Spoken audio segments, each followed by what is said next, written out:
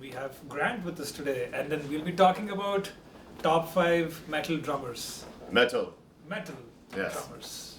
And yeah, if you want to start off. Yeah, with drummer. Yeah. Start us off with your favorite metal drummers. Okay. No particular order. No order. And I got a couple. So that means the first one's your favorite. No, I'm just fucking with you. It's all right. Fair enough, honestly. Yeah. I guess that could be said. I'm going to start off with the top of the pyramid, and that's Danny Carey. Okay. Get the fuck out. Yeah. No, All right, episode's over. No, I'm just kidding. He's everything you would want in a drummer. Yeah. He's hyper rhythmic, incredibly melodic, and Tool's one of those bands where you take one part of the sum out, and it's gone. Right. Yeah. It's definitely not the same. They couldn't for sure. replace somebody in the band. No. For sure. And I really can't explain why Danny Carey resonated with me so much, but Well, he's an amazing player. for sure. Like 100%. Well, he took the time to learn like those Indian rhythms and all these things. Like he learned a little bit of tabla or something, and then you can kind of hear those things. I think in Lateralis, I'm not sure. For sure. Yeah, all of it. Yeah, most of it. And even when I first heard Jambi, I could hear those like little tabla-esque kind of That was just insane to me. And then the way he can just play around with these time signatures and shit. So that's just whoa. Do you have a particular Tool favorite as far as his playing goes? I would say The Grudge. Okay. That entire song is just a clinic. Yeah. And one of my favorite things about Tool is that a lot of bands will build to a guitar solo. Uh-huh. For Tool, it's always building to a drum solo. It Right. seems like. Yeah. You've got Schism, 46 and 2, Uh-huh. all these other songs where the guitar is always playing something rhythmic and building up the drums, and then they just let him loose. Yeah. And he never disappoints. Yeah. And it's never or anything like that. It's always some. The guy even sets his drum setup in the pattern of an Enochian magic. Yeah. All that stuff when I was a kid, especially growing up like very Christian and everything, and I was just like, not only is there a metal drummer playing all this weird shit, but they're singing about this dark philosophy, and the drummer's playing in. Some of the beats he writes are sacred geometry in and of themselves. Right. Yeah. Which is.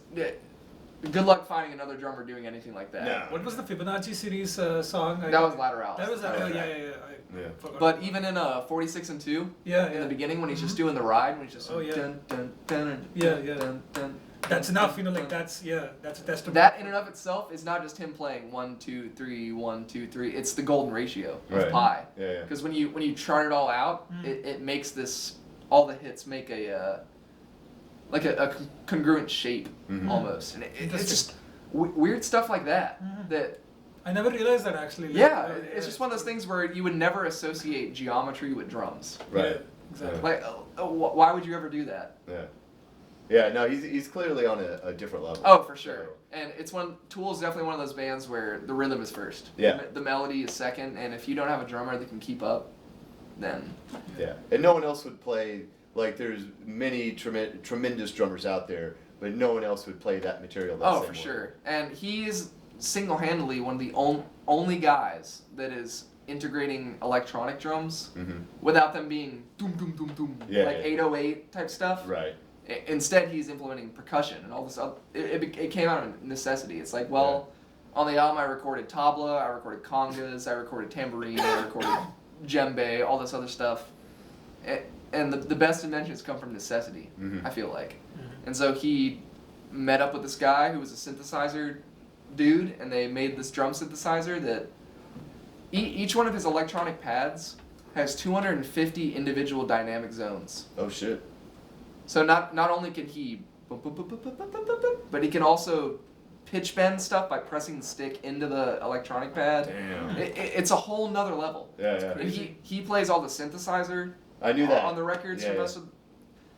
He's just. Yeah. It's like Neil Peart, where he just transcends drumming completely. Yeah. There you go. You know what I mean? Yeah, that's a good analogy. Yeah. So I can't. There will only be one Danny Carey. There will only be one John Bonham, and that's just the way it's gonna be. There it is. All right. So He set the bar. what else you got?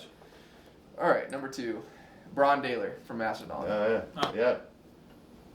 As somebody who always wanted to, because I love Phil Collins, and I always loved that drummer who could equally sing as well. Yeah, that's got to be the ultimate difficulty. Oh man, for sure. Because like it's already like a level up of difficulty playing an instrument and singing. Yeah. Because it's like you're focused on your playing, and then you've got like the separate rhythm and memorization of lyrics and stuff like that. But playing drums where you've got 4-limb separation, especially like with the type of music that they're playing, which is not like straight ahead or 4/4 or something like that.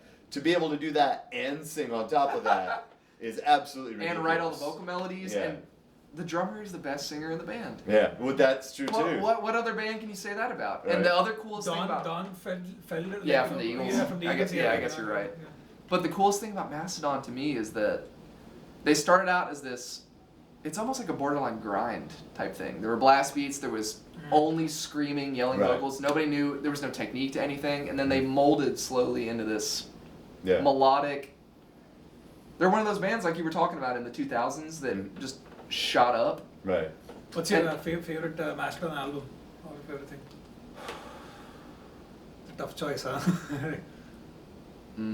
Crack the Sky, man. Yeah. I'm a sucker for concept albums. Yeah. And that whole thing is about Bronze. But they've done several concept albums. Like sure. Leviathan, that was I was gonna say, Leviathan probably has the Leviathan's most impressive my drumming. Yeah, in my opinion. Probably. But and he even says in the studio diaries, like the further along their career they get, the more he dials it back. And my favorite thing is he was talking about he's got plenty of rolls. Yeah. Sometimes you got to take the butter off those rolls. And you just got to stick with the straight bread. Right. That is such a that's a true statement because I mean I grew up just listening to like extreme music, all these things, and then my goal as a guitar player was always to like shred the fastest or like play the most intricate. Now I'm like I just want to play a note and just be happy, pocket. and that's it. Like I don't need anything else. Like this is my. Imagine how good David Gilmour feels. I see exactly. Yeah, exactly. That's quite true. But yeah, with Mastodon, it's just that band's progression over time is, and I know it's alienated a lot of people, and that their song structure's gotten a little more predictable, and they've gotten a little more radio friendly, I guess. But the more they lean into that, the more I love it. Yeah. Because it hits on that '80s rock sensibility, like Show Yourself, and they're not afraid to throw tambourine in there. Yeah. And there's been plenty of sessions I played on, and even stuff from my own band's music where like I'll be like, I want to throw a tambourine track over on Fuck it. Bron was always like, anything to get your booty shaking. Yeah. And I'm like, that'll do it, man. They have a whole video of just chicks twerking. Right. Yeah. What other metal band Yeah. can get away with that? Yeah. You know what I mean? And so there's definitely something to be said about he can blast your fucking face off if you wanted to. Have you ever heard his stuff like Today Is the Day? No. Have you heard of that band? I have. Today Is the Day. He was him and Bill. I didn't know that was his band though. Yeah, he played drums, and then the rhythm guitarist in Mastodon played bass. Okay. And Today Is the Day is basically the singer and guitar player, Right. and then his band. And the album they did, I think it's like Through the Eyes of God or something like that. But it's just pure grindcore insanity. And to listen to Mastodon's most recent album and compare the two, you can't help but just be like, Yeah, it's badass. Well, Well done, they progressed and got better as songwriters, which is kind of the Yeah. goal. It's like you want to Yeah. like incorporate the different things that you pick up on the way.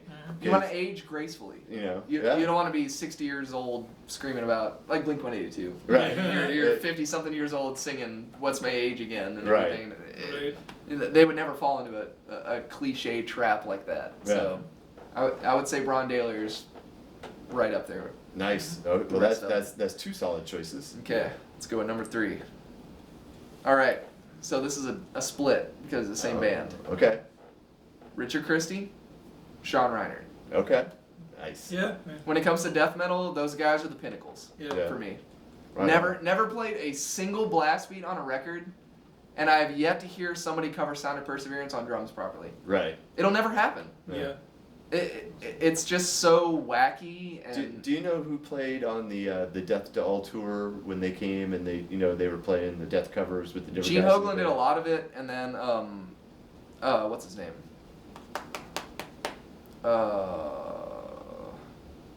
Played an obscure for forever. Oh, Hans? Hannes Grossman. Yeah, he did all the the human stuff. Okay, but did they play anything from Sound of Perseverance? Yeah.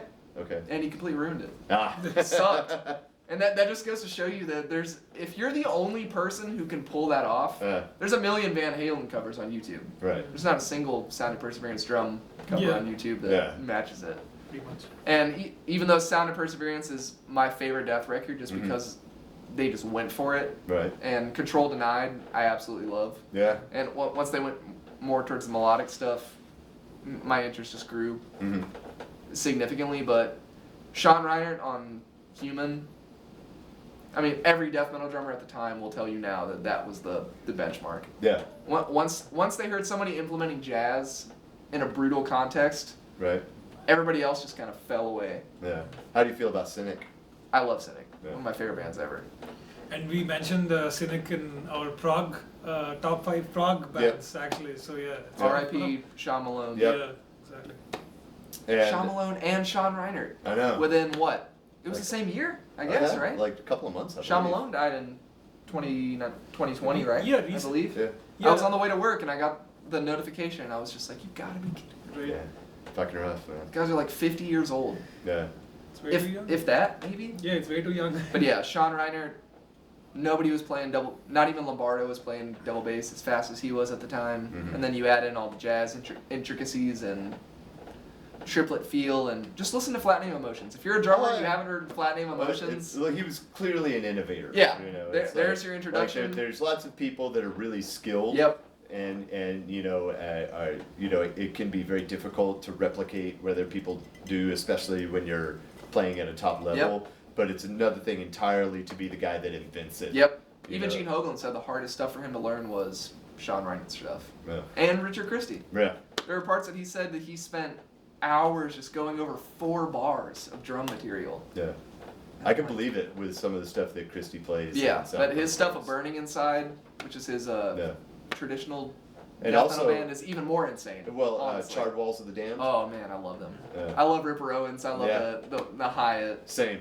Not falsetto, but Yeah. you know what I mean. 80s screechy vocals. Yep. That's perfect for me. And Steve DiGiorgio is. You throw him with any drummer and he's great. Oh yeah, he's Let a alone. beast. I was blown away seeing him play with Testament, and he's playing. Did you get to see them? Yeah. Yeah, he's playing the 3-string, right? 3-string. And I was like, what the It's fuck? awesome. Like this huge dude that's legendary bass player, and he's playing these really intricate bass lines, Yep. and he's playing on 3 strings. I was like, fuck, that's Yep. amazing. What a fuck you to every guy playing a 6-string. Yeah, exactly. Exactly. So we'll count those 2. So you got, we'll give you 2 more if you want it, but. All right, next 2, I'm gonna go with George Callias Okay. from Nile. Yep. Because- That guy's like a drum clinician because he puts out for like sure. all of the videos that everybody Yep. watches to learn how to do the blasts and stuff like that. But he was the only guy. I've never been a blast beat guy. So but let me ask you this: Yeah. is it Callias or Coleus? I believe it's Coleus Okay. It has to be, it has to be cool. in the proper Yeah. etymology. I know he's a fucking Greek. Yeah, so exactly. whatever. But man, he teaches Shout out at to the you. Musicians Institute of Drumming. Yeah. Like he's. No, But he's a beast. You listen to Ithy Phallic and all the yeah. double ride cymbals and the chinas, and there's no other drummer, even no other Nile drummer, let alone even Derek Roddy, who's in Serpent's Rise and Morbid Angel and did all that other Right. stuff, Hate Eternal and all that other stuff. I'm gonna say the most douchiest thing right now. It's that it's not etymology. It's etymology. Yeah. Etymology. Yeah. Is entomology trees? No, it's study of insects. Insects. Yeah, etymology study of. Entomology. Oh yeah. I know Okay. things. Yeah. I apologize. Yeah. But Sorry, nerd alert. Yeah, right. George Coleus is. He's the backbone of Nile. He's Oh, the yeah. guy that adds all those Mediterranean rhythms to everything, and Yeah. I even took a couple lessons from him Nice. on, Really? on When Skype. was that? Yeah, Fuck yeah, man. That's that'd be amazing. 3 or 4 months ago. Wow. Okay. But it wasn't any death metal stuff. It was all because he plays in a jazz band Yeah. Yeah. Doesn't with matter. a saxophone player. You'll and start everything. learning technique from the master. Yeah, I It's mean, like, come on, man. everybody knows how to blast beat. It's just how much time you want to put into actually If you- how fast yeah. you want to get it and everything. It's the same technique for the most part. If but you notice something like jazz drummers can do death metal like easily, like Yeah, no not problem. even. It's not the other way around. No, like, yeah, for because sure. because if you look at what's his name, Marco Minnemann, and you know he's such a jazz cat, but then he also played with Necrophages for Yeah. a while, and I'm like, how did you pull this Yeah. off? You know, so only that kind of guy could yeah, exactly. fill that role. And But he had to yeah. audition for Dream Theater, and then he was just like smiling throughout all these songs, and they were stupid enough to not hire him. Yep. But come on, It's probably for the best. it's probably for the best. And It's then- too much power. Did you have one more? One more, and that's Mario Duplantier from Okay, God yeah. damn it, I was about to say that. I That's was all about right. to say It's all right to overlap. But yeah, it was your. That guy's the number one on a lot of lists, and Yeah. for the longest time I was like, and then the more I just sink into Gojira and everything, and the backbone of that band are those heavy drum Yeah. parts, Mhm. and Like all the especially- ride parts, like tick it, and all the weird, because he's also a jazz drummer. Yeah. So there you go. Yeah. That's a And great, that's a especially You great got list. 4 drummers on my And- list that are jazz drummers. And I playing agree. metal. Like I've been the same way. It's like I have grown in appreciation over the years Yep. for the material. Not that I ever didn't like it, but when I first heard it, I was like, oh, well, that's interesting. Yeah. But I wasn't like, oh, that's my favorite band. Exactly. It took me a while to Gojira get is into not my it. favorite band by but any means. what's been consistent with me is when it takes me a little bit of time to get into a band. That more times Yeah. than not means I'm going to love them for Exactly. a very long time. Exactly. Because it's the same thing with like a lot of vocalists, right? Like I remember when I first listened to Nevermore, Oh, man. Warl Dane, You his didn't like him vocals. first, yeah. It's not that I didn't like it, but it Yeah. just kind of threw me off because I'm like, It's not the wait, norm. it's Yeah. not power metal. Yeah. It's not thrash. But they're it's using definitely yeah. not death metal. Yeah. Yeah. But there's like little bits of each of them in there. I'm like, God what bless is them. this? Yeah, godless. Yeah. And then- R.I.P. And then after a while, after listening, I'm like, this is amazing. Like Yeah. I love Nobody the else music. went I there. love his vocals. Yep. Yeah. Because it's so unique. And the funny thing is, they were using 7 strings for the very first time, Yep. Yeah. and then you have this screeching vocals on top. Like, show me one other band who's doing that right now. Like, Nobody. nobody's doing it, Yeah. So it's kind of weird. Yeah. But- So killer list, man, killer. Krishna, you want to knock yours out? Yeah. I was gonna say Mario Duplantier. We'll but- start with this. Start but, there. Yeah, sure. I mean, like, he would be number 5. In Is my there opinion. like a particular track or a particular album that you think is the highlight for him? Uh, not like your favorite, but as far as drums go. or- It has to be, L'Enfant Sauvage. How can Yeah. you say that? That or That's my favorite that's album your- of theirs. So. which we brought Which it we up talked about on before. production. Yeah. Yeah. But that, and also I like From Mars to Sirius, Uh-huh. and especially the favorite track has to be Heaviest Matter of the Universe. Oh, yeah. Because like just the way he's playing it, it's just even live, right? So like there's this one video in live in Paris or something like that, and I watched it. And I'm like, dude, if I was in this mosh pit, I would just lose my head. Yeah. So like that's what would happen. So yeah, number 5, Mario Duplantier, and number 4 has to be Nick Menza, R.I.P. from Oh, yeah. Megadeth. Fuck yeah, man. So I mean, I know that he has Underrated. done some like shady shit, like he used to like lie about having cancer and all these things. Everybody I in mean, the 80s did I mean, shady they, shit. They did shady shit. I don't Yeah. mind, but then like you can't deny the fact that Nick Menza like gave Megadeth the sound, Yeah. but because Gar Samuelson is also my favorite drummer of Megadeth, but then it's more like if you look at the catalog of Megadeth going from, let's say, like Rust in Peace till Cryptic Writings and all these things, Nick Menza was there till then, Yeah. and then it's very distinctive. If you listen to a song like Trust, Yeah. and then it starts with like that, like the toms and Yeah. everything. It's very like sticks in your head basically. Mhm. So that would be number Great 4. pick, great pick, and he's a tremendous drummer. That I agree.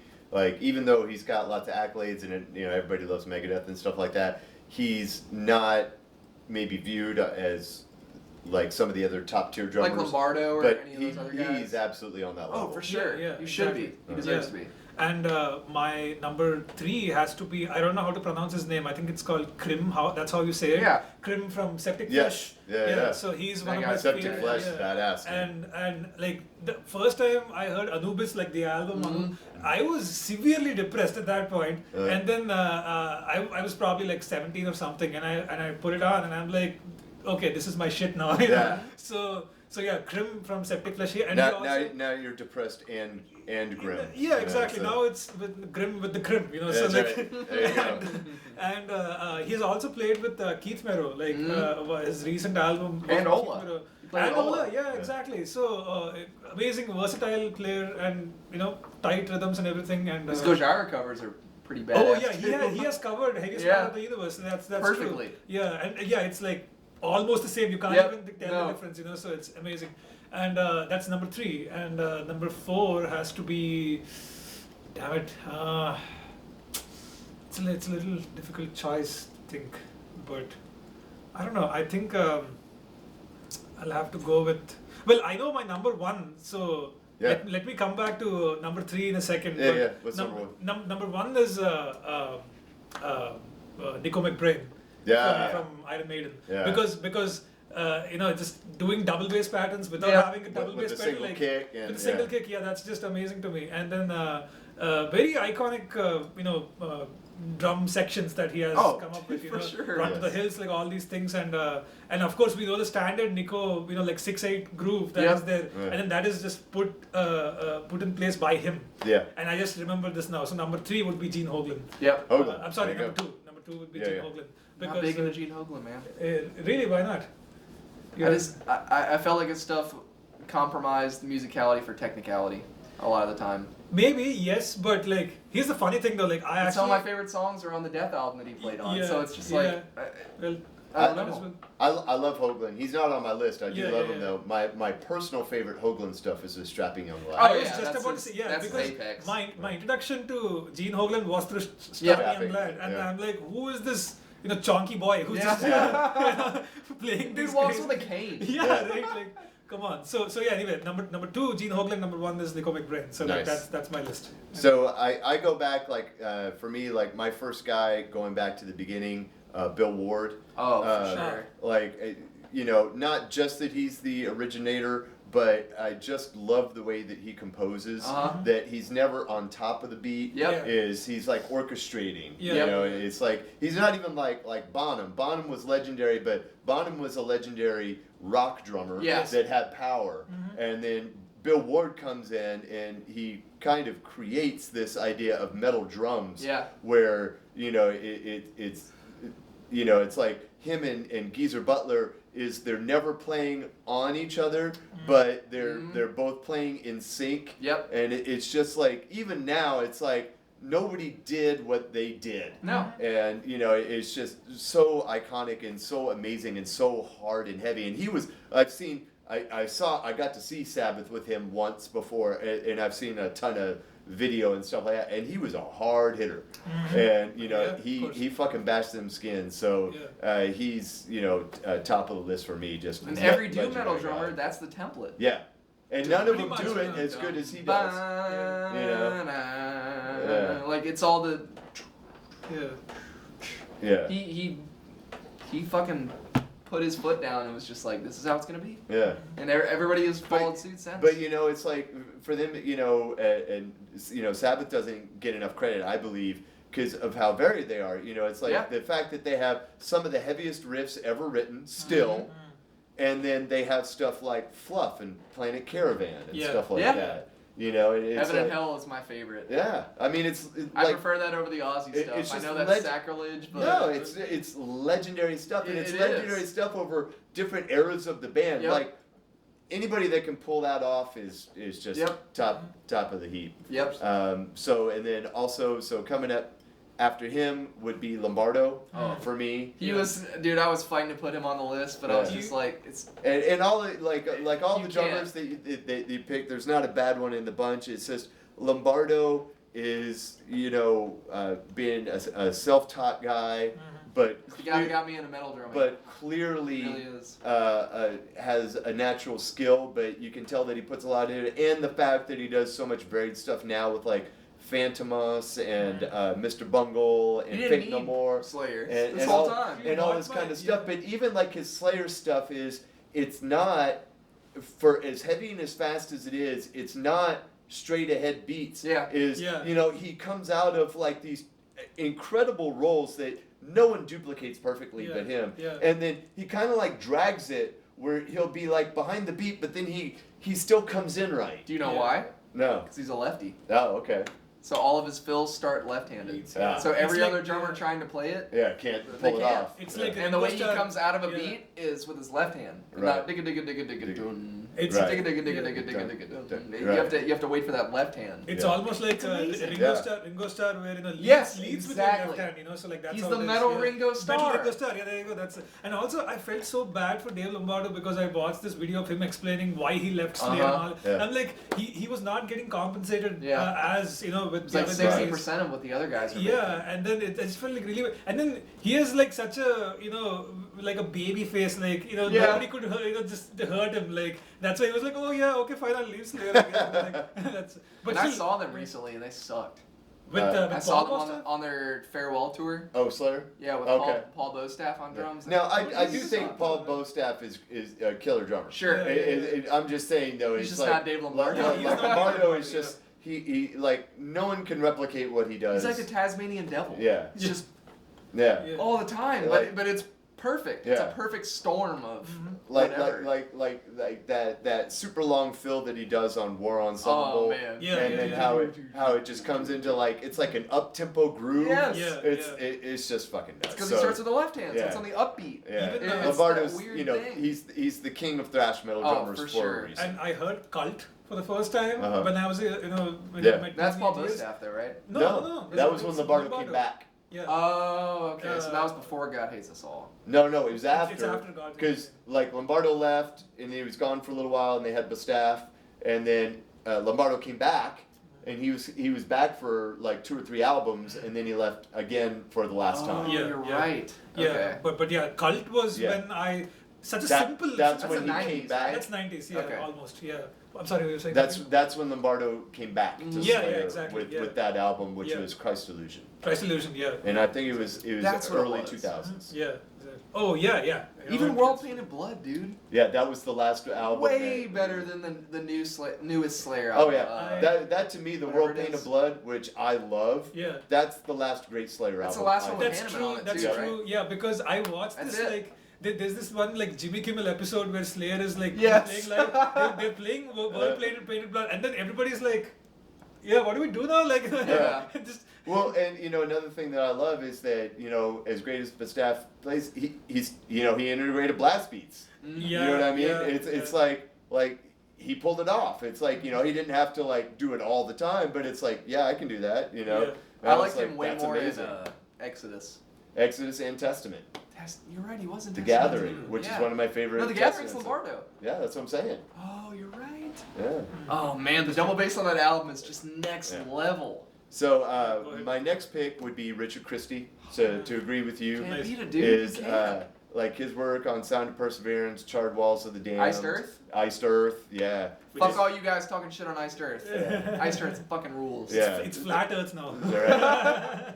John Schaefer's. If you didn't know that Iced Earth were what you thought they were the Yeah. other day, then you haven't been listening to Iced Earth. Yeah. Dude, I mean, Iced Earth, it was one of my favorite bands. Like that I would be crying and listening to like their Yeah. songs Yeah. basically. But it's kind of disappointing to see like. Well, sure. Yeah, I mean, but- it's like, but look, the reality is that if you judge a band by how good or bad the members are in it, Yeah, Oh, yeah. You're not gonna you're like not any gonna- band. Yeah, Good luck. exactly.